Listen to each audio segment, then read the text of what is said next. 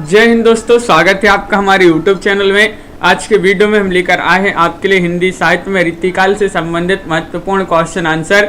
Video को पूरा अवश्य देखिएगा। अगर आप चैनल पर पहली बार आए हैं तो चैनल को सब्सक्राइब कर लें, वीडियो को लाइक कर लें और ज़्यादा से ज़्यादा वीडियो को शेयर करें। रोज अपनी एक क्लास होती है सुबह 9 बजे हिंदी साहित्य की, और आपके लिए यहाँ पर हिंदी साहित्य में 215 कवियों एवं लेखकों का संपूर्ण जीवन परिचय लेकर आए हैं। जो भी ये टेस्ट सीरीज परचेस करना चाहता है 299 रुपये में ये टेस्ट सीरीज परचेस कर सकते हैं। ये नंबर भी दिया गया है, इस पर आप संपर्क भी कर सकते हैं। एक टेस्ट सीरीज में जो है क्रमबद्ध कवियों और लेखकों का संपूर्ण जीवन परिचय आपके लिए मिलेगा। जीवन परिचय लेकर आए हैं, और यहाँ पर आपके लिए हिंदी साहित्य का ये वाला ये ऐप डाउनलोड करना है, जिसकी लिंक डिस्क्रिप्शन में दी गई है। इस ऐप को डाउनलोड कीजिएगा। इसी पर आपके लिए ये टेस्ट सीरीज मिलेगी। हिंदी साहित्य में कवि और लेखकों का संपूर्ण जीवन परिचय इस टेस्ट सीरीज में है। तो आज का अपने यहाँ पर फर्स्ट क्वेश्चन दिया गया, शिवराज भूषण में कितने अलंकारों का उल्लेख मिलता है, ये आपके लिए बताना है। क्या होगा सही राइट आंसर, बताइएगा। 4 विकल्प दिए गए हैं, सोनू जी, मंजू जी, प्रवीण जी। क्या होगा सही आंसर? 90, 100 या फिर 101 या फिर 105? संजना सरोज जी। तो यहाँ पर शिवराज भूषण में पूछा है कितने अलंकारों का उल्लेख मिलता है, तो आप सभी का सही राइट आंसर है 105 अलंकारों का उल्लेख मिलता है। विकल्प आपका यहाँ पर डी जो है सही राइट आंसर होगा। बिल्कुल सही, विकल्प नंबर डी यहाँ पर सही आंसर है। अगला क्वेश्चन पूछा गया है, अलंकार विवेचन में भूषण ने किसे आदर्श माना है, बताइए। क्वेश्चन नंबर 54 पूछा गया है, 54 का सही राइट आंसर बताना है। अलंकार विवेचन में भूषण ने किसे आदर्श माना है? मतीराम के ललित ललाम को, केशव की कवि प्रिया को, देव के भवानी विलास को, या फिर चिंतामणि के रस विलास को, बताइए। क्या होगा सही राइट आंसर? क्वेश्चन महत्वपूर्ण है। 54वां क्वेश्चन पूछा गया है और 54 का सही राइट आंसर है मतीराम के ललित ललाम को। तो विकल्प नंबर आपका यहाँ पर 1 जो है वह सही राइट आंसर है। अलंकार वेचन में भूषण ने किसे आदर्श माना है, तो जो मतीराम जी का जो ग्रंथ है ललित ललाम, इसी को विकल्प नंबर आपका 1 सही राइट आंसर होगा। औरंगजेब के दरबारी कवि का नाम बताना है, क्या नाम था, बताइए। औरंगजेब के दरबारी कवि बताना है। कालिदास त्रिवेदी थे, भूषण थे, बेनी बंदीजन थे, या फिर पद्माकर थे। क्वेश्चन नंबर 55 का सभी लोग सही आंसर चयन करेंगे। 4 विकल्प आपके यहाँ पर दिए गए हैं। क्या होगा सही आंसर, बताइए। तो आप सभी से यहाँ पर महत्वपूर्ण क्वेश्चन पूछा गया, औरंगजेब के दरबारी कवि का नाम बताना है, तो आप सभी का सही आंसर होगा कालिदास त्रिवेदी। 55 का आपका विकल्प नंबर यहाँ पर 1 जो है वह आपका सही राइट आंसर होगा। कालिदास त्रिवेदी जिन्होंने भी चयन किया है उनका यहाँ पर सही आंसर होगा। क्वेश्चन नंबर यहाँ पर 56 पूछा गया है, बधु विनोद के रचनाकार कौन माने जाते हैं, बताइए। घनानंद है, कालिदास त्रिवेदी है, बोधा है, या फिर आलम है। क्वेश्चन नंबर आपका यहाँ पर 56 दिया गया है और 56 का सही राइट आंसर चयन करना है। मुस्कान जी, क्या होगा सही आंसर? बधु विनोद के रचनाकार बताना है, और आप सभी का यहाँ पर सही राइट आंसर आ रहा है कि विकल्प नंबर बी राइट आंसर होगा। कालिदास त्रिवेदी जी की रचना मानी जाती है कौन सी? बधु विनोद। तो विकल्प नंबर बी जिन्होंने भी यहाँ पर चयन किया है उनका सही राइट आंसर होगा कालिदास त्रिवेदी। बिल्कुल सही। अगला क्वेश्चन यहाँ पर पूछा गया है, क्वेश्चन नंबर 57 है, महत्वपूर्ण क्वेश्चन है कि राम के सो जस अद उरद गगन है। ये आपसे पूछा गया है, राम के सो जस अद उरद गगन है, सेनापति ने इस पंक्ति में कहा है, क्या कहा है, बताइए। चयन करना है क्वेश्चन नंबर 57 में। राम की वीरता का प्रभाव आकाश से भी बड़ा है, या फिर राम के यश को प्रकृति की सुंदरता बताया है, या शरद पूर्णिमा की चंद्र ज्योत्सना की उपमा दिगंत व्यापी रामचंद्र की यश से दी गई है, या फिर अपर्युक्त में से कोई नहीं। 57वां क्वेश्चन यहाँ पर पूछा गया है। महत्वपूर्ण क्वेश्चन दिए गए हैं और आप सभी का यहाँ पर सही राइट आंसर है। विकल्प नंबर सी राइट आंसर होगा। इस पंक्ति में सेनापति ने कहा कि शरद पूर्णिमा की चंद्र ज्योत्सना की उपमा दिगंत व्यापी रामचंद्र की यश से की गई है, यानी कि विकल्प नंबर आपका सी जो है सही राइट आंसर होगा ममता जी। बिल्कुल सही बिंदु जी, विकल्प नंबर सी यहाँ पर जिन्होंने भी चयन किया है सही आंसर होगा। अगला क्वेश्चन पूछा गया है कवित्त रत्नाकर और काव्य कल्पद्रुम इनके रचनाकार कौन माने जाते हैं, बताइए।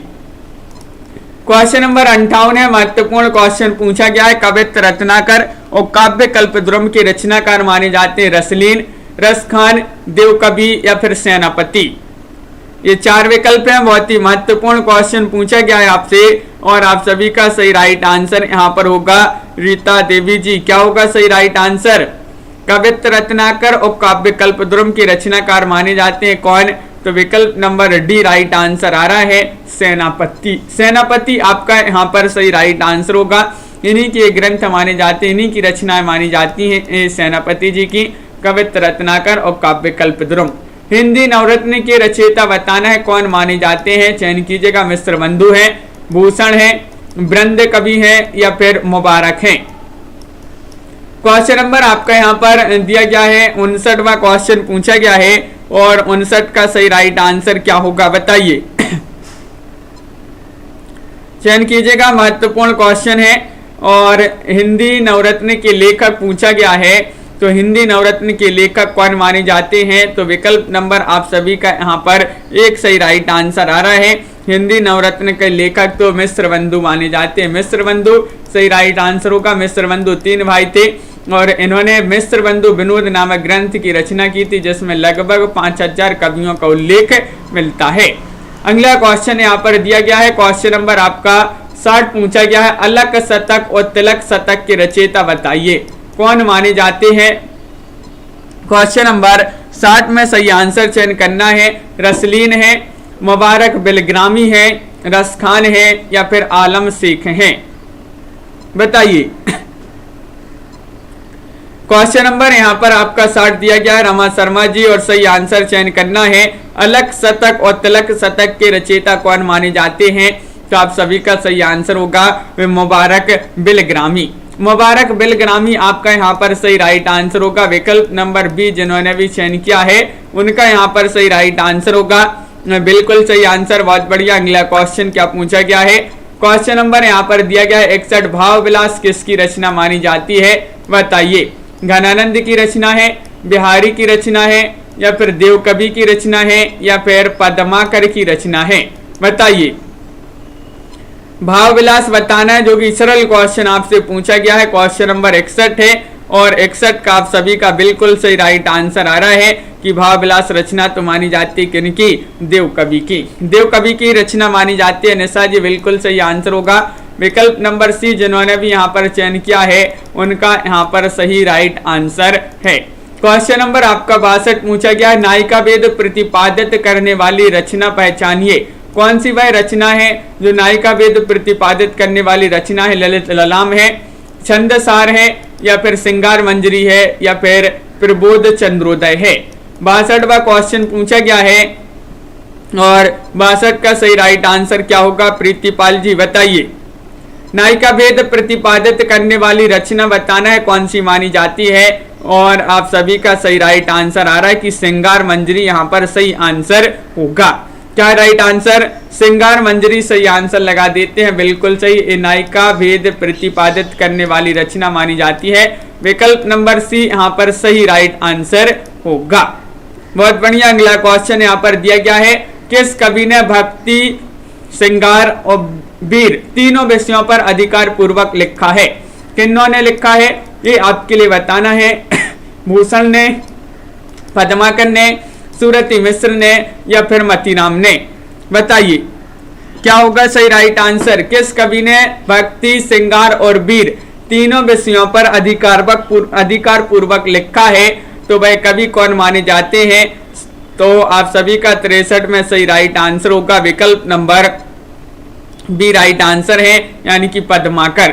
पद्माकर आपका बिल्कुल सही राइट आंसर होगा। विकल्प नंबर बी जिन्होंने भी चयन किया है उनका सही राइट आंसर है। इन्होंने श्रृंगार, भक्ति और वीर तीनों विषयों पर अधिकार पूर्वक लिखा है पद्माकर जी ने। जगत विनोद के रचयिता कौन माने जाते हैं? क्वेश्चन नंबर 64 पूछा गया है। देव कवि है, मतीराम है, पद्माकर है या फिर भूषण है? बताइए। जगत विनोद के रचनाकार बताना है। क्वेश्चन नंबर 64 यहाँ पर दिया गया है आपका, और 64 में सही राइट आंसर होगा। क्या होगा राइट आंसर? बिल्कुल सही राइट आंसर है कि जगत विनोद के रचयिता तो माने जाते हैं कौन? पद्माकर जी। विकल्प नंबर आपका सी यहाँ पर सही राइट आंसर होगा। पद्माकर राइट आंसर लगा देते हैं, बिल्कुल सही। सभी लोगों ने यहाँ पर सही आंसर चयन किया है। नेहा जी, बी कुमार जी, एस कुमार जी, बिल्कुल। अगला क्वेश्चन यहाँ पर देखते हैं। क्वेश्चन नंबर आपका यहाँ पर 65 दिया गया है। श्रृंगार रस का सार ग्रंथ किसे कहा जाता है? बताइए। बहुत ही महत्वपूर्ण क्वेश्चन पूछा गया है। क्या होगा सही आंसर? श्रृंगार रस का सार ग्रंथ कहा जाता है राम रसायन को, श्रृंगार मंजरी को, रस विलास को या फिर जगत विनोद को? क्वेश्चन महत्वपूर्ण है आपका। क्वेश्चन नंबर 65 है और 65 का सही राइट आंसर क्या होगा? 4 विकल्प आपके दिए गए हैं और आप सभी का सही राइट आंसर आ रहा है। जगत विनोद को लगा दीजिएगा सही आंसर। जगत विनोद जो है इसको श्रृंगार रस का सार ग्रंथ माना जाता है। विकल्प नंबर आपका डी जो है सही राइट आंसर होगा। अगला क्वेश्चन यहाँ पर दिया गया है। पद्माकर ने किसके अनुरोध पर हितोपदेश का अनुवाद किया था? बताइए। किसके अनुरोध पर किया था? सरदार अदाजी या प्रताप सिंह या राजा जयलाल या फिर भाव सिंह? क्वेश्चन नंबर 66 में सही राइट आंसर चयन करना है। क्या होगा 66 का सही राइट आंसर? बताइए। 4 विकल्प दिए गए हैं। पूछा गया महत्वपूर्ण क्वेश्चन है। पद्माकर ने किसके अनुरोध पर हितोपदेश का अनुवाद किया था? और आप सभी का सही राइट आंसर आ रहा है कि सरदार अदाजी। सरदार अदाजी यहाँ पर सही राइट आंसर होगा। विकल्प नंबर 1 जिन्होंने भी चयन किया है उनका यहाँ पर सही आंसर होगा। बिल्कुल सही आंसर है। अगला क्वेश्चन क्या पूछा गया है? क्वेश्चन नंबर आपका 67 यहाँ पर दिया गया है। पद्माकर का अलंकार ग्रंथ कौन सा माना जाता है? इनका अलंकार ग्रंथ चयन करना है। प्रबोध चंद्रोदय है या फिर पद्माभरण है, जगत विनोद है या फिर राम रसायन है? बताइए। अलंकार ग्रंथ चयन करना है। क्वेश्चन नंबर 67 में पद्माकर का अलंकार ग्रंथ कौन सा माना जाता है? 4 विकल्प दिए गए हैं। बहुत ही महत्वपूर्ण क्वेश्चन आपसे पूछा गया है और आप सभी का यहाँ पर सही राइट आंसर होगा। पद्माकर जी का अलंकार ग्रंथ माना जाता है कौन सा? पद्माभरण। पद्माभरण ये अलंकार ग्रंथ माना जाता है। इनका विकल्प नंबर बी आपका यहाँ पर सही राइट आंसर होगा। अरुण राजपूत जी बिल्कुल सही राइट आंसर है। जिन्होंने भी बी यहाँ पर चयन किया है सही आंसर होगा। पद्माकर की वह रचना जो दोहा चौपाई छंद में है, वह रचना आपके लिए बताना है कौन सी रचना है? बताइएगा। पद्माकर जी की वह कौन सी रचना है जो दोहा चौपाई में है? प्रबोध पचासा है, जगत विनोद है, राम रसायन है या फिर पद्माभरण है? क्वेश्चन नंबर 68 है और 68 का सही राइट आंसर चयन करना है। तो आप सभी का यहाँ पर क्या होगा सही आंसर? महत्वपूर्ण क्वेश्चन पूछा गया है। विकल्प नंबर सी राइट आंसर है। सी यानी कि राम रसायन जो है, राम रसायन ये पद्माकर की रचना है जो दोहा चौपाई छंद में है। तो विकल्प नंबर सी जिन्होंने भी चयन किया है उनका यहाँ पर सही राइट आंसर होगा। कार्तिक सिंह जी बिल्कुल सही आंसर है। बहुत बढ़िया। अगला क्वेश्चन देखिए। पद्माकर का वीर रस प्रधान ग्रंथ कौन सा माना जाता है? बताइए। प्रबोध पचासा है या फिर जगत विनोद है या फिर पद्माभरण है या हिम्मत बहादुर विरोधावली है? वीर रस प्रधान ग्रंथ चयन करना है। कौन सा माना जाता है? बताइए। क्वेश्चन नंबर 69 है और 69 का सही राइट आंसर चयन करना है। तो आप सभी का यहाँ पर बिल्कुल सही आंसर होगा कि वीर रस प्रधान ग्रंथ की बात करें तो हिम्मत बहादुर विरोधावली ये जो है वीर रस प्रधान ग्रंथ माना जाता है। बिल्कुल सही राइट आंसर है। विकल्प नंबर डी यहाँ पर सही आंसर होगा। हिम्मत बहादुर विरोधावली बिल्कुल सही। ये पद्माकर जी का ग्रंथ माना जाता है, वीर रस प्रधान ग्रंथ माना जाता है। क्वेश्चन नंबर 70 यहाँ पर क्या पूछा गया है? जयपुर नरेश प्रताप सिंह के दरबारी कवि कौन थे? बताइए। जयपुर नरेश प्रताप सिंह के दरबारी कवि पद्माकर थे, रसलीन थे या फिर भूषण थे या फिर बिहारी थे? 70वां क्वेश्चन आपसे पूछा गया है। महत्वपूर्ण क्वेश्चन यहाँ पर दिया गया है और आप सभी का सही राइट आंसर होगा यहाँ पर विकल्प नंबर 1 सही राइट आंसर है, यानी कि पद्माकर। पद्माकर सही राइट आंसर लगा दीजिएगा। पद्माकर जो थे जयपुर नरेश प्रताप सिंह के दरबारी कवि थे। विकल्प नंबर 1 जिन्होंने भी चयन किया है उनका आंसर होगा। बिल्कुल सही आंसर है, बहुत बढ़िया। उज्जवल नीलमणि का विषय क्या है? इसका विषय आपके लिए बताना है। श्रृंगार है, भक्ति है, दर्शन है या फिर विनय है? चयन कीजिएगा। 71वां क्वेश्चन आपसे पूछा गया है, 71 में सही राइट आंसर क्या होगा? उज्जवल नीलमणि का विषय आपके लिए बताना है, तो आप सभी का सही राइट आंसर है। यहाँ पर क्या है राइट आंसर? तो बिल्कुल सही संदीप जी, विकल्प नंबर आपका यहाँ पर 71 में एक राइट आंसर होगा, यानी कि श्रृंगार। श्रृंगार आपका यहाँ पर बिल्कुल सही राइट आंसर है। श्रृंगार जिन्होंने चयन किया है उनका यहाँ पर सही राइट आंसर होगा। अगला क्वेश्चन क्या पूछा गया है? क्वेश्चन नंबर आपका यहाँ पर दिया गया है 72वां क्वेश्चन है, कौन सा कवि रीति मुक्त काव्यधारा के अंतर्गत नहीं आता है? वह कवि आपके लिए बताना है, बताइए कौन से वह कवि हैं? चयन करना है। 4 विकल्प आपके दिए गए हैं और रसनिधि है, रसलीन है, आलम है या फिर ठाकुर है। बताइए क्या होगा सही राइट आंसर? कौन से कवि जो है रीति मुक्त काव्यधारा के अंतर्गत नहीं आते हैं? तो आप सभी का बिल्कुल सही राइट आंसर होगा यहाँ पर क्वेश्चन नंबर 72 में विकल्प नंबर 1 यानी कि रसनिधि। रसनिधि आपका यहाँ पर सही राइट आंसर है, बिल्कुल सही। विकल्प नंबर 1 जिन्होंने भी चयन किया है उनका यहाँ पर सही आंसर होगा। अगला क्वेश्चन यहाँ पर दिया गया है, क्वेश्चन नंबर 73 पूछा गया है, रीति मुक्त कवि कौन है?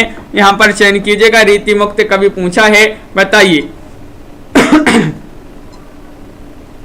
रीति मुक्त कवि कौन माने जाते हैं? चयन करना है। भिखारी दास है, मतीराम है, ध्वजदेव है या फिर ग्वाल कवि है? क्वेश्चन महत्वपूर्ण है, सभी लोग लाइक अवश्य करते जाइएगा वीडियो को। जिन्होंने अभी तक लाइक नहीं किया है एक बार लाइक अवश्य कर लेंगे सभी लोग। और क्वेश्चन नंबर 73 की बात करें तो यहाँ पर आपका विकल्प नंबर क्या राइट आंसर 73 में होगा? विकल्प नंबर आपका सी यानी कि ध्वजदेव। ध्वजदेव आपका सही राइट आंसर है। ध्वजदेव दो है रीति मुक्त कवि माने जाते हैं। बिल्कुल सही राइट आंसर आप लोगों ने यहाँ पर सभी लोगों ने सही आंसर चयन किया है। क्वेश्चन नंबर आपका यहाँ पर पूछा गया है 74। देखिए रीति काव्य में कौन सा काव्य रूप अपनाया गया? रीति काव्य में पूछा है आपसे प्रबंध या फिर मुक्तक या कथा या फिर चंपू। बताइए महत्वपूर्ण क्वेश्चन दिया गया है यहाँ पर, रीति काव्य में कौन सा काव्य रूप अपनाया गया ये पूछा गया है आपसे। तो आप सभी का बिल्कुल सही राइट आंसर होगा। क्वेश्चन नंबर 74 में क्या है राइट आंसर? विकल्प नंबर आपका यहाँ पर बी राइट आंसर है। बी यानी कि सोनी गुप्ता जी, मुक्तक यहाँ पर सही राइट आंसर होगा। 74 में विकल्प नंबर बी जिन्होंने भी चयन किया है, मुक्तक काव्य रूप अपनाया गया था रीति काव्य में। बिल्कुल सही। अगला क्वेश्चन यहाँ पर दिया गया है, क्वेश्चन नंबर 75 पूछा गया है, निम्नलिखित रचनाओं में से सतसई परंपरा की सबसे पहली रचना कौन सी मानी जाती है? Question number 75। गाथा सप्तसती है, आर्या सप्तसती है, वीर सतसई है या फिर बिहारी सतसई है? बताइए। क्वेश्चन नंबर आपका 75 पूछा गया है, महत्वपूर्ण क्वेश्चन है कि निम्नलिखित रचनाओं में से सतसई परंपरा की पहली रचना कौन सी मानी जाती है? और आप सभी का यहाँ पर सही राइट आंसर होगा। क्वेश्चन नंबर 75 में विकल्प नंबर 1 सही आंसर है, यानी कि गाथा सप्तसती। गाथा सप्तसती जो है ये सतसई परंपरा की पहली रचना मानी जाती है। विकल्प नंबर 1 जिन्होंने भी चयन किया है उनका यहाँ पर सही राइट आंसर होगा। पूर्णिमा जी बिल्कुल सही राइट आंसर है। श्वेता जी अगला क्वेश्चन यहाँ पर दिया गया है, क्वेश्चन नंबर 76 पूछा गया है, रीति निरूपण की प्रवृत्ति का परिचायक ग्रंथ कौन सा है? बताइएगा। क्वेश्चन नंबर 76 में रसभूषण है या फिर बिहारी सतसई है या फिर कवि कुल कल्पतरु है या रस विलास है? रीति निरूपण की प्रवृत्ति का परिचायक ग्रंथ कौन सा माना जाता है? बताइएगा। बिंदु यादव जी 4 विकल्प दिए गए हैं, महत्वपूर्ण क्वेश्चन है और आप सभी का यहाँ पर सही राइट आंसर आ रहा है कि 76 में विकल्प नंबर जो सी है कवि कुल कल्पतरु वह आपका सही राइट आंसर होगा। कवि कुल कल्पतरु रीति निरूपण कि प्रवृत्ति का परिचायक ग्रंथ माना जाता है? बिल्कुल सही आंसर है। अगला क्वेश्चन देखिए, क्वेश्चन नंबर आपका 77 दिया गया है। यहाँ पर थोड़ी सी ब्लर हो गई। क्वेश्चन देखिए क्या पूछा गया है कि बूंदी नरेश भावसार के दरबारी कवि कौन थे? बताइए। भिखारी दास थे, मतीराम थे, देव कवि थे या फिर पद्माकर थे? बताइए। बूंदी नरेश भावसार के दरबारी कवि कौन थे?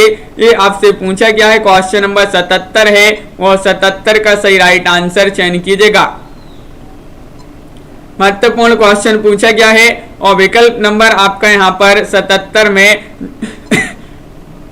रजनी बालाजी, बिल्कुल सही, बी राइट आंसर होगा, यानी कि बी में मतीराम। मतीराम जो थे ये बूंदी नरेश भावसार के दरबारी कवि थे, बिल्कुल सही राइट आंसर होगा। अगला क्वेश्चन यहाँ पर दिया गया है, क्वेश्चन नंबर 78 है। रीतिकालीन काव्य की सर्वप्रमुख भाषा बताना है, क्या मानी जाती है? राजस्थानी है या फिर अब बुंदेली है या फिर अवधी है या फिर ब्रज भाषा है? 78वां क्वेश्चन आपसे पूछा गया है, रीतिकालीन काव्य की सर्वप्रमुख भाषा कौन सी मानी जाती है? और आप सभी का यहाँ पर रामेंद्र जी सही राइट आंसर होगा। यहाँ पर 78 में विकल्प नंबर क्या होगा राइट आंसर? डी होगा राइट आंसर, डी यानी कि ब्रज। ब्रज आपका यहाँ पर सही आंसर होगा, बिल्कुल सही राइट आंसर है। विकल्प नंबर 4 जिन्होंने भी चयन किया है श्वेता जी, बिल्कुल उनका सही राइट आंसर होगा। अगला क्वेश्चन यहाँ पर दिया गया है, क्वेश्चन नंबर 79। मतीराम के अलंकार वेचन में किसका अनुकरण लक्षित है? बताइए। चिंतामणि का या भट्ट केदार, अप्पा दीक्षित या फिर माखन कवि? ये 4 विकल्प दिए गए हैं, इनमें से आपको सही राइट आंसर का चयन करना है और आप सभी का सही राइट आंसर है। क्वेश्चन नंबर 79 में मतीराम के अलंकार वेचन में किसका अनुकरण लक्षित है? और सभी लोग बता रहे हैं कि विकल्प नंबर सी राइट आंसर होगा, अप्पय दीक्षित। रीमा कुमारी जी, विकल्प नंबर सी यहाँ पर जो है सही राइट आंसर होगा, अप्पय दीक्षित जिन्होंने भी चयन किया है सही राइट आंसर होगा, बिल्कुल सही। अगला क्वेश्चन यहाँ पर देखते हैं। क्वेश्चन नंबर पूछा गया है आपसे 80 मतीराम द्वारा रचित छंद निरूपक ग्रंथ कौन सा माना जाता है? मतीराम द्वारा पूछा है रचित, बताइए। ललित ललाम है या साहित्य सारे है, रसराज है या फिर वृत्त कौमुदी है? क्वेश्चन नंबर आपका यहाँ पर 80 है और 80 का राइट आंसर चयन करना है, क्या होगा सही आंसर? तो आप सभी का सही आंसर है मतीराम द्वारा रचित छंद निरूपक ग्रंथ पूछा है, जो कि कौन सा माना जाता है? विकल्प नंबर आपका यहाँ पर 80 में होगा सही राइट आंसर, डी यानी कि वृत्त कौमुदी। वृत्त कौमुदी आपका यहाँ पर सही आंसर होगा, वृत्त कौमुदी।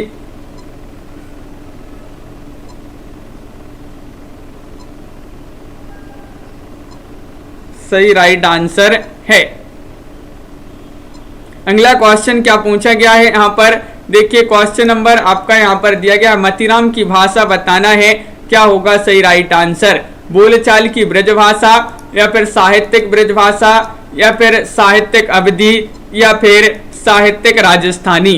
क्वेश्चन नंबर आपका 81 पूछा गया है, 81 का सही राइट आंसर चयन करना है, क्या होगा सही आंसर? मतीराम की भाषा आपके लिए बताना है कौन सी मानी जाती है, चयन कीजिएगा। महत्वपूर्ण क्वेश्चन है और आप सभी का यहाँ पर सही राइट आंसर होगा विकल्प नंबर यहाँ पर बी सही राइट आंसर। 81 में साहित्यिक ब्रजभाषा, माया देवी जी राइट आंसर होगा। साहित्यिक ब्रजभाषा आप सभी का बिल्कुल सही राइट आंसर होगा। सभी लोगों ने यहाँ पर सही आंसर चयन किया है। अगला क्वेश्चन देखते हैं। क्वेश्चन नंबर आपका यहाँ पर दिया गया है कौन सा, 81वां क्वेश्चन हो गया। 82वां क्वेश्चन दिया गया है, हाँ रौली जी बिल्कुल, अंग दर्पण के रचयिता बताना है, कौन माने जाते हैं, बताइए क्या होगा सही राइट आंसर। क्वेश्चन नंबर आपका यहाँ पर 82 है। अंग दर्पण के रचयिता बताना है, रसलीन है, तोस कवि है, बोधा है या फिर मुबारक है? तो आप सभी का सही राइट आंसर आ रहा है कि 82 में लगा दीजिएगा विकल्प नंबर यहाँ पर लखविंदर जी, एक सही राइट आंसर होगा, एक यानी कि रसलीन। रसलीन जो है अंग दर्पण के रचनाकार माने जाते हैं, अंग दर्पण में देख देख रसलीन। तो विकल्प नंबर आपका यहाँ पर एक जो है वह आपका सही राइट आंसर होगा। बिल्कुल सही आंसर है। अगला क्वेश्चन यहाँ पर दिया गया है, ब्रह बारिश किसकी रचना मानी जाती है?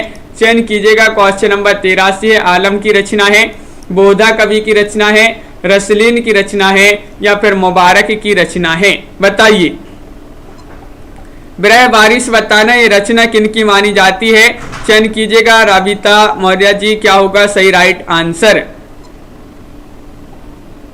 और आप सभी का 83 में सही राइट आंसर आ रहा है कि विकल्प नंबर लगा दीजिएगा यहाँ पर 2, यानी कि विकल्प नंबर बी, यानी कि बोधा आपका यहाँ पर सही राइट आंसर होगा। बिल्कुल सही राइट आंसर आप लोगों ने चयन किया है। बोधा कवि की रचना मानी जाती है ब्रह बारिश। अगला क्वेश्चन यहाँ पर क्या दिया गया है? क्वेश्चन नंबर आपका 84 पूछा गया है, कवि कुल कंठाभरण के रचयिता कौन माने जाते हैं? बताइएगा। कवि कुल कंठाभरण के रचयिता माने जाते हैं आलम या फिर दूल्हे कवि या फिर मतीराम या फिर सेनापति? क्वेश्चन नंबर 84 है और 84 का सही राइट आंसर होगा यहाँ पर आप सभी का ममता जी, क्या होगा राइट आंसर? विकल्प नंबर यहाँ पर 84 में बी राइट आंसर बता रहे सभी लोग कि दूल्हे कवि की रचना मानी जाती है कवि कुल कंठाभरण। तो विकल्प नंबर आपका यहाँ पर बी जो है सही आंसर होगा, दूल्हे कवि की रचना मानी जाती है। बिल्कुल सही। अगला क्वेश्चन यहाँ पर देखते हैं। क्वेश्चन नंबर आपका 85 पूछा गया, प्रबोध 50 के रचनाकार कौन माने जाते हैं? बताइएगा। चिंतामणि है, देव कवि है, पद्माकर है या फिर मतीराम है? क्वेश्चन नंबर 85 का सही राइट आंसर आपके लिए चयन करना है, क्या होगा सही आंसर? बताइए।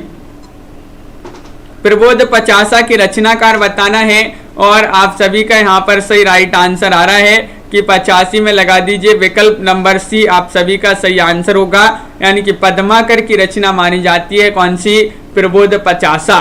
बिल्कुल सही राइट आंसर आप लोगों ने चयन किया है, पद्माकर, बहुत बढ़िया सही आंसर है। अगला क्वेश्चन क्या पूछा गया है? क्वेश्चन नंबर आपका दिया गया है 86, द्रोण पर्व किसकी रचना मानी जाती है? बताइएगा। 86 में सही आंसर। द्रोण पर्व पूछा, ये रचना किनकी मानी जाती है? 4 विकल्प आपके दिए गए हैं। ये रचना मानी जाती है देव कवि की या फिर लाल कवि या फिर कुलपति मिश्र या पद्माकर? सभी लोग एक बार वीडियो को लाइक अवश्य कर लेंगे। जिन्होंने अभी तक वीडियो को लाइक नहीं किया है एक बार लाइक अवश्य कर लें सभी लोग। और क्वेश्चन नंबर 86वां क्वेश्चन पूछा गया है कि द्रोण पर्व रचना किनकी मानी जाती है? तो ये मानी जाती है किनकी? कुलपति मिश्र जी की। कुलपति मिश्र आपका बिल्कुल सही राइट आंसर होगा, कुलपति मिश्र जी की रचना मानी जाती है द्रोण पर्व। और आप सभी का यहाँ पर सही राइट आंसर होगा। क्या पूछा गया है यहाँ पर? अगला क्वेश्चन देखिए। क्वेश्चन नंबर 87 दिया गया है, रीतिबद्ध कवियों से घनानंद का प्रेम इसलिए भिन्न है क्योंकि? क्यों भिन्न है ये आपके लिए बताना है। वह अत्यधिक मांसल है या फिर वह अलौकिक एवं आध्यात्मिक है या फिर वह सुजान से प्रेरित हैं या फिर वह स्वानुभूत और रीति मुक्त हैं? 87 का सही राइट आंसर चयन कीजिएगा, क्या होगा सही आंसर? रीतिबद्ध कवियों से घनानंद का प्रेम इसलिए भिन्न है क्योंकि, तो आप सभी का राइट आंसर है इसलिए भिन्न है क्योंकि वह स्वानुभूत और रीति मुक्त हैं। तो विकल्प नंबर आपका यहाँ पर डी जो है वह आपका सही राइट आंसर होगा। विकल्प नंबर 4 आपका यहाँ पर सही आंसर है। बिल्कुल सही आंसर है। अगला क्वेश्चन क्या पूछा गया है? इश्क लता की रचनाकार कौन माने जाते हैं? सरल क्वेश्चन पूछा गया है, क्या होगा सही राइट आंसर? बताइए। इश्क लता की रचनाकार माने जाते हैं बोधा, आलम, ठाकुर या फिर घनानंद? क्या होगा सही आंसर? बताइएगा सभी लोग। 4 विकल्प यहाँ पर दिए गए हैं। क्वेश्चन नंबर 88 है और आप सभी का सही राइट आंसर होगा कि इश्क लता की रचनाकार तो घनानंद माने जाते हैं, यानी कि विकल्प नंबर आपका क्या राइट आंसर? डी आपका यहाँ पर सही आंसर होगा। बहुत बढ़िया, बिल्कुल सही। अगला क्वेश्चन यहाँ पर दिया गया है। क्वेश्चन नंबर आपका यहाँ पर पूछा गया है 89वां क्वेश्चन, रस का साक्षात अवतार किसे कहा गया है? बोधा को, आलम को, घनानंद जी को या फिर रसनिधि को? तो रस का साक्षात अवतार किसे कहा गया है पूछा गया है क्वेश्चन नंबर 89 और 89 में आप सभी का सही राइट आंसर होगा विकल्प नंबर, यहाँ पर 89 में भी विकल्प नंबर आपका जो सी है वह आपका सही राइट आंसर है घनानंद को। घनानंद आपका सही राइट आंसर है। विकल्प नंबर सी जिन्होंने भी संदीप जी बिल्कुल सही राइट आंसर यहाँ पर चयन किया है। रस का साक्षात अवतार कहा जाता है, किसे कहा गया है? घनानंद जी को। क्वेश्चन नंबर आपका यहाँ पर 90 पूछा गया है, रीति मुक्त कवियों के संबंध में कौन सा कथन असत्य है? असत्य कथन का चयन करना है, बताइए। तो रीति मुक्त कवियों के संबंध में कौन सा कथन असत्य है? ये कवि प्रेम की पीर के गहरे अनुभवी थे, इनका प्रेम एक पक्षीय था, इनकी प्रेमिकाएं ही इनके काव्य की मूल प्रेरक शक्ति रही, या फिर इनका प्रेम उभय पक्षीय था, बताइए। 90वां क्वेश्चन यहाँ पर दिया गया, महत्वपूर्ण क्वेश्चन पूछा गया है कि रीति मुक्त कवियों के संबंध में असत्य कथन बताना है, और आप सभी का सही राइट आंसर होगा कि इनका प्रेम एक पक्षीय, यहाँ पर दिया गया है इनका प्रेम उभय पक्षीय था। एक कथन कैसा है? असत्य कथन माना जाता है, क्योंकि इनका प्रेम जो है एक पक्षीय था रीति मुक्त कवियों का। तो विकल्प नंबर आपका जो डी है वह आपका सही राइट आंसर होगा। एक कथन असत्य यहाँ पर दिया गया है कि इनका प्रेम उभय पक्षीय था, बिल्कुल। अगला क्वेश्चन यहाँ पर क्या पूछा गया है? क्वेश्चन नंबर 91 है, घनानंद की रचनाओं का संकलन भारतेंदु जी ने किस ग्रंथ में प्रकाशित कराया था? सुंदरी तिलक में, या बादशाह दर्पण में, या भारत दुर्दशा में, या फिर अंधेर नगरी में, बताइए। 91वां क्वेश्चन यहाँ पर महत्वपूर्ण क्वेश्चन पूछा गया है, और आप सभी का सही राइट आंसर आ रहा है यहाँ पर कि घनानंद की रचनाओं का संकलन भारतेंदु जी ने किस ग्रंथ में प्रकाशित कराया था? तो विकल्प नंबर आपका होगा सुंदरी तिलक, विकल्प नंबर 1। विकल्प नंबर 1 होगा सही राइट आंसर, सुंदरी तिलक जिन्होंने भी चयन किया है सही आंसर है, बिल्कुल सही, बहुत बढ़िया। अगला क्वेश्चन यहाँ पर दिया गया है, क्वेश्चन नंबर आपका 92 है, 92वां क्वेश्चन पूछा गया है, घनानंद के काव्य की प्रेरक शक्ति थी कौन थी, बताइए। तो घनानंद के काव्य की प्रेरक शक्ति कौन थी? सुभान थी, सुझान थी, या फिर दरबारी संस्कृति, या फिर नादरशाही आक्रमण। और आप सभी का सही आंसर होगा 92 में विकल्प नंबर बी राइट आंसर है, सुजान। घनानंद के काव्य की जो प्रेरक शक्ति थी वह सुजान थी, इनकी प्रेमिका का नाम था, घनानंद की प्रेमिका का नाम सुजान। अगला क्वेश्चन यहाँ पर दिया गया है, क्वेश्चन नंबर 93 है, घनानंद काव्य का सर्वप्रथम संकलन किसने किया है? ब्रजनाथ ने किया, या वियोगी हरि ने, या फिर जगन्नाथ दास रत्नाकर ने, या फिर हरिऔध ने। क्वेश्चन नंबर आपका यहाँ पर दिया गया है 93वां क्वेश्चन, महत्वपूर्ण क्वेश्चन पूछा गया है, और आप सभी का सही राइट आंसर होगा यहाँ पर घनानंद काव्य का सर्वप्रथम संकलन किया है तो वह किन्होंने किया है? तो सही आंसर है ब्रजनाथ, यानी कि विकल्प नंबर 1 प्रीतिपाल जी, रीता जी, सुनीता जी, विकल्प नंबर 1 जिन्होंने भी चयन किया है ब्रजनाथ, उनका यहाँ पर सही आंसर होगा, बिल्कुल सही राइट आंसर है। अगला क्वेश्चन यहाँ पर क्या पूछा गया है? क्वेश्चन नंबर 94, देखिए, घनानंद की संपूर्ण रचनाओं का वैज्ञानिक रीति से संपादन किसने किया है? संपूर्ण रचनाओं का जो है वैज्ञानिक रीति से संपादन किया है घनानंद की रचनाओं का भारतेंदु हरिश्चंद्र ने, या फिर जगन्नाथ दास रत्नाकर ने, या फिर विश्वनाथ प्रसाद मिश्र ने, या बाबू गुलाब राय ने। क्वेश्चन नंबर आपका 94 है, और 94 का सही राइट आंसर यहाँ पर होगा विकल्प नंबर सी, आपका सही राइट आंसर है विश्वनाथ प्रसाद मिश्र ने। विश्वनाथ प्रसाद मिश्र आपका यहाँ पर सही राइट आंसर होगा, विकल्प नंबर सी जिन्होंने भी चयन किया है सही आंसर होगा। घनानंद की रचनाओं का जो है संपूर्ण रचनाओं का वैज्ञानिक रीति से इन्होंने संपादन किया है। और क्वेश्चन नंबर आपका यहाँ पर 95 क्या पूछा गया है? देखिए, घनानंद की किस कृति में पंजाबी और उर्दू शब्दों की भरमार है? वह कृति आपके लिए बताना है, कौन सी कृति है, बताइए। सुजान सागर है, या फिर इश्क लता है, या फिर पदावली है, या फिर सरस बसंत है? तो सही राइट आंसर होगा यहाँ पर रमा शर्मा जी, क्या होगा राइट आंसर? घनानंद की किस कृति में पंजाबी और उर्दू शब्दों की भरमार है? तो वह कृति मानी जाती है। कौन सी? राइट आंसर है आप सभी का इश्क लता। इश्क लता आपका यहाँ पर सही राइट आंसर होगा, बिल्कुल सही। विकल्प नंबर बी जिन्होंने भी चयन किया है उनका सही राइट आंसर होगा सृष्टि यादव जी, बिल्कुल। क्वेश्चन नंबर यहाँ पर 96वां क्वेश्चन पूछा गया, सुजान सागर के रचयिता बताना है, कौन माने जाते हैं? बोधा कवि है या फिर आलम घनानंद या फिर रसलीन? क्या होगा सही राइट आंसर? सभी लोग बताइएगा। महत्वपूर्ण क्वेश्चन पूछा गया है और आप सभी का यहाँ पर सही राइट आंसर आ रहा है कि सुजान सागर के रचयिता तो कौन माने जाते हैं? विकल्प नंबर आपका सी राइट आंसर होगा, यानी कि घनानंद। घनानंद आपका यहाँ पर बिल्कुल सही राइट आंसर होगा। विकल्प नंबर सी यहाँ पर जिन्होंने भी चयन किया है उनका यहाँ पर सही आंसर है घनानंद। अगला क्वेश्चन देखते हैं। क्वेश्चन नंबर यहाँ पर पूछा गया है 97वां क्वेश्चन कि घनानंद की वह कृति कौन सी है जिसमें कृष्ण के नाम पत्र लिखकर ब्रजवासियों की ओर से अनेक उलाहना दिए गए हैं? बताइएगा। घनानंद की वह कृति बताना है। कृष्ण कौमुदी है, इश्क लता है, सरस बसंत है या फिर प्रेम पत्रिका है?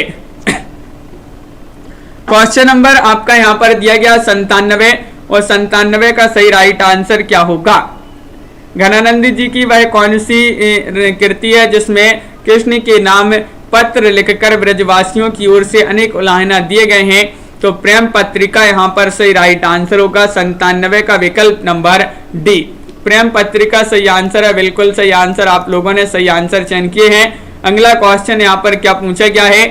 देखिए क्वेश्चन नंबर यहाँ पर 98 पूछा गया है। घनानंद की किस कृति में कृष्ण लीलाओं का वर्णन है? वह कृति आपके लिए बताना है, बताइए। 98 का सही राइट आंसर चयन करना है। घनानंद की किस कृति में कृष्ण लीलाओं का वर्णन है? कृष्ण कौमुदी में, सुजान हित में, इश्क लता में या फिर यमुना यश में? और आप सभी का सही राइट आंसर है कि विकल्प नंबर 1 सही आंसर होगा, कृष्ण कौमुदी सही आंसर है। कृष्ण कौमुदी जो है घनानंद जी की कृति मानी जाती है, इसमें कृष्ण लीलाओं का जो है वर्णन हुआ है। तो विकल्प नंबर 1 जिन्होंने भी चयन किया वहाँ यहाँ पर उनका यहाँ पर सही राइट आंसर होगा। अरुण जी और संजू जी, पूर्णिमा जी। अगला क्वेश्चन देखते हैं। मुस्कान जी, यहाँ पर क्वेश्चन नंबर 99 पूछा गया है कि घनानंद के प्रेम वर्णन में कौन सी विशेषता नहीं है? नहीं बताना। स्वच्छंदता नहीं है, आसक्ति नहीं है, अवय पक्षीय प्रेम नहीं है या फिर स्वानुभूति परकता नहीं है? बताइए। 99वां क्वेश्चन आपसे पूछा गया है घनानंद के प्रेम वर्णन में कौन सी विशेषता नहीं है और आप सभी लोग बता रहे हैं कि विकल्प नंबर यहाँ पर उभय पक्षीयता नहीं है, सी राइट आंसर होगा। बिल्कुल सही राइट आंसर है। ये वाली विशेषता नहीं है, उभय पक्षीयता प्रेम। अगला क्वेश्चन यहाँ पर दिया गया है। क्वेश्चन नंबर 100 पूछा गया है कि घनानंद का सर्वाधिक प्रसिद्ध ग्रंथ कौन सा माना जाता है? बताइएगा। घनानंद का सर्वाधिक प्रसिद्ध ग्रंथ बताना है, लाइक करते जाइएगा। क्वेश्चन नंबर 100 पूछा गया है वियोग बेली है, पदावली है, इश्क लता है या फिर सुजान सागर है? तो आप सभी का सही राइट आंसर चयन करना है, बताइए क्या होगा सही राइट आंसर।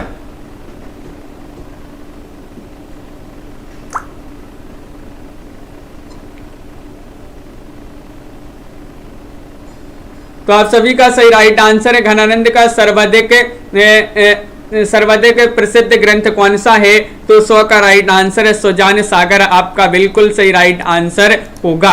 सुजान सागर आपका यहाँ पर सही राइट आंसर होगा, बिल्कुल सही यहाँ पर। और उभय पक्षीय का अर्थ होता है संदीप जी, यानी कि दोनों पक्षों का। जैसे उभय पक्षीय नहीं माना जाता है, इनकी विशेषता नहीं है। घनानंद का जो देखिए घनानंद के प्रेम वर्णन में कौन सी विशेषता नहीं है? उभय पक्षीय नहीं है, यानी कि दोनों पक्षों से प्रेम का जो है नहीं है। ये जो है एक पक्षीय मानी जाती है, यहाँ पर उभय पक्षीय, तो ये वाली विशेषता नहीं मानी जाती है। क्वेश्चन नंबर यहाँ पर 101 पूछा गया घनानंद को रस साक्षात रस मूर्ति किसने कहा है? ये बताना है, आपको सही आंसर चयन करना है क्वेश्चन नंबर 101 का, बताइए। उभय पक्षी यानी कि दोनों पक्षों का, दोनों पक्षों की ओर से। तो आप सभी का यहाँ पर सही राइट आंसर होगा क्वेश्चन नंबर 101 में कि घनानंद को साक्षात रसमूर्ति किसने कहा है। तो आप सभी का सही राइट आंसर होगा 101 में आचार्य रामचंद्र शुक्ल ने।